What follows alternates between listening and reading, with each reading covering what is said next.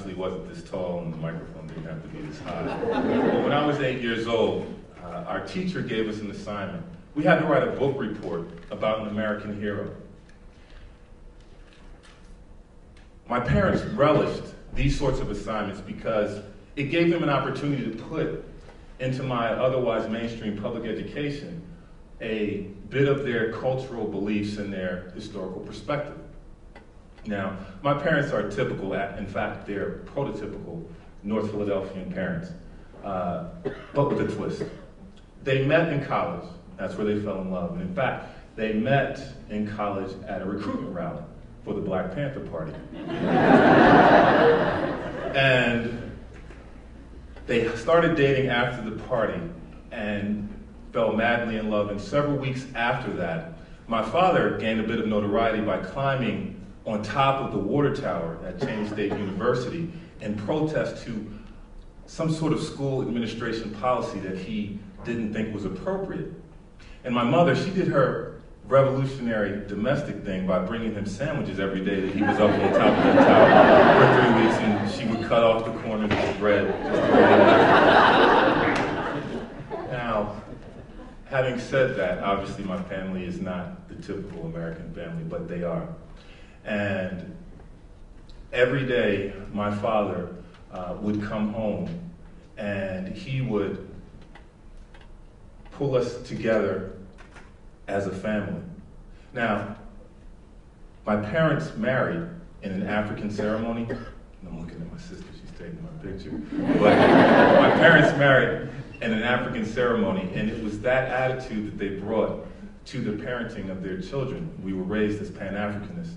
And my sisters and I, Layla and Libya, we learned Swahili as we were growing up, and I learned to play the timbale.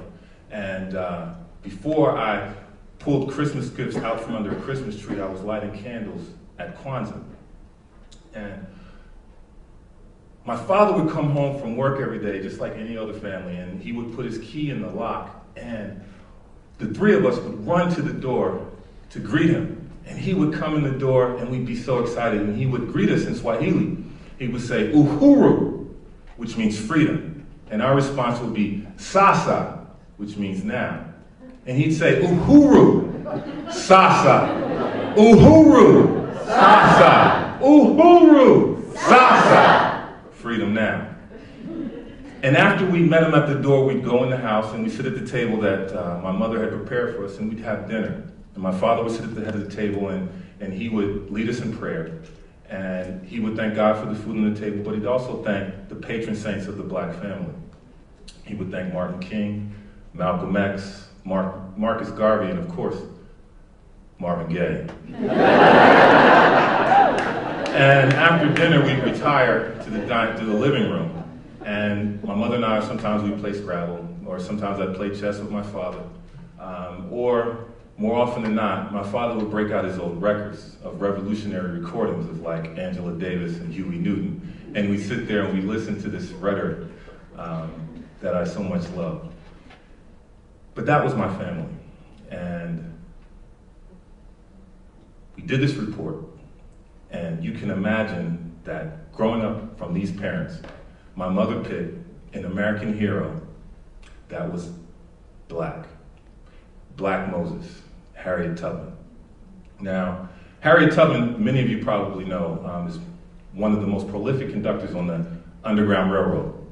She's probably less well known for being very active and very vocal with women's suffrage.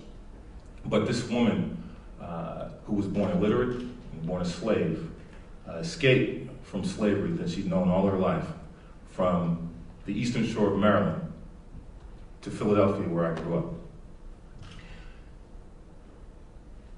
So I wrote this report, and my mother would want you to know that I got an A.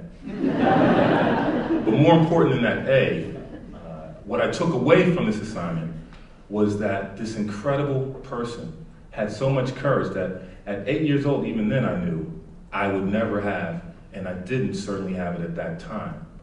And that even though she couldn't read, she knew that she could read the stars and follow that to this place called the North, And that she was going to this place in pursuit of this thing called freedom, just this thing called freedom. And that when she got there, this thing that she had never experienced, that she didn't know anyone who had experienced, that she wasn't by law entitled to have, she wanted that.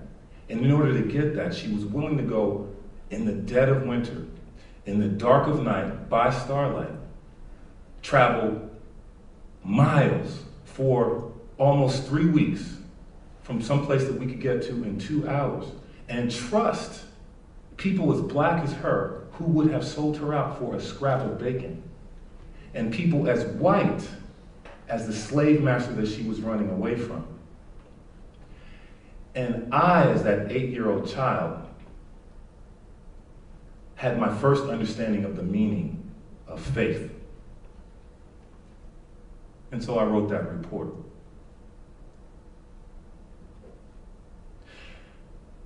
Now, I want to tell you that that story moved me in a way that I had never been moved before. And any child that learns something new tells everybody that they know about that story. And so everyone I met, I told this story. Did you know that Harriet Tubman did a round trip between the South and the North 19 times and saved 300 slaves? Did you know that in the 8 years that she was a conductor on the Underground Railroad, that she had $40,000 of bounties on her head? And did you know that she carried a gun at 5 feet tall, not to protect her from the slave catchers who were trying to collect those bounties, but to discourage the men who were twice as big as she was, who were afraid to go for this future in the North and were willing to go back to the misery of the plantations that they had known.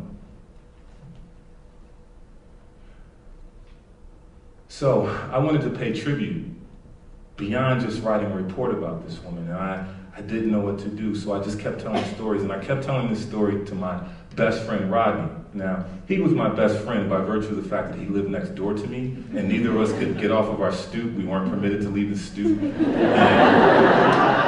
so I must have told him this story 100 times. And on the 101st time, I happened to be telling him the story, and I noticed out of the corner of my eye that in the window was his cat, this big, white, fluffy cat named Snowball. And Snowball, all day long, would sit and watch our street. He would watch our parents go to work and come home. He would watch the delivery men come up and down the street and drop off our packages. He would see us play in the street and on the sidewalk or on the stoop. And on this particular day, as I was telling the story one more time, I felt that Snowball wanted to be running free in the street.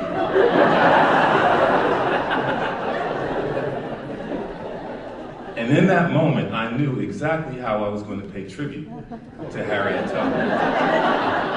Harriet Tubman had freed the slaves from the evil Southern plantation owners. But I, Latif Doman, was going to save the pets from the evil parents in North Philadelphia. And so I gathered together all the kids from the neighborhood, and suddenly my father's records, this revolutionary rhetoric came in handy. And I said, I have a dream that one day cats and dogs will walk down our street paw in paw. And they will be liberated through our efforts by any means necessary. Because if there is no justice, there will be no peace. And one of the kids said very quickly, he said, where are we going to take them? And I said, without hesitation, to the promised land. Now, this book that my mother bought for me about Harriet Tubman did not come with a Google map, right? So, for Harriet Tubman, the promised land was Philadelphia. For most of the people that she saved, it was Canada.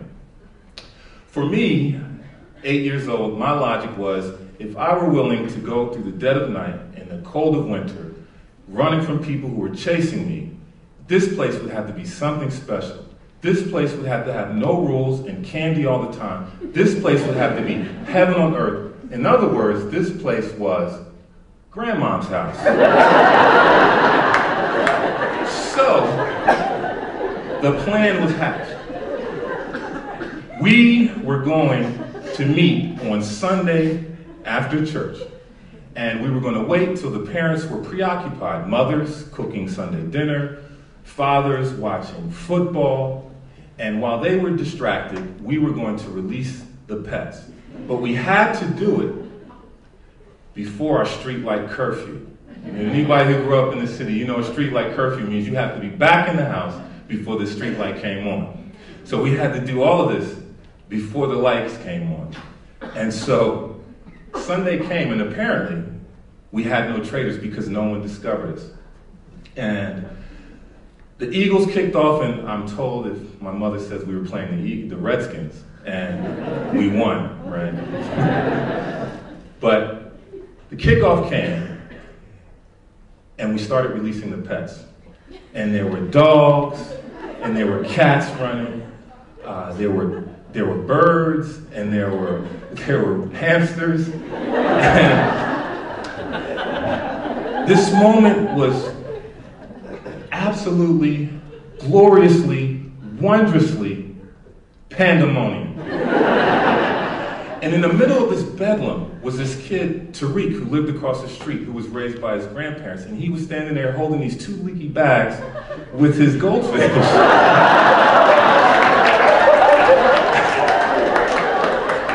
And the girls were running from the dogs because they were scared of these big dogs, street dogs. And the boys were having a great time, and suddenly the parents started rushing out of the houses. And the parents were capturing the animals again, and they were capturing the children, and they took us all and put us back into bondage.